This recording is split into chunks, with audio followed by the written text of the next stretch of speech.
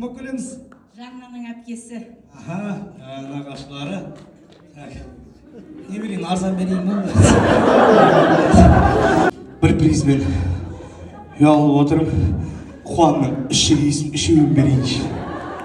Екеу, анау жарылайын деп тұр жарықтық. Неге менің туысқандарыма өткен жоқ деп. Өткенде ақша сұрағанда сен берген жоқсың, маған жанына бер деуге мұнда. Сол кезде бергенде сен туысқандарыңа беретін едім.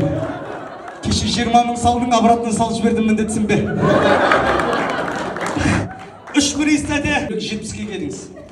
90-ға келіңіз. 100, 120. Вообще өлмеңізші.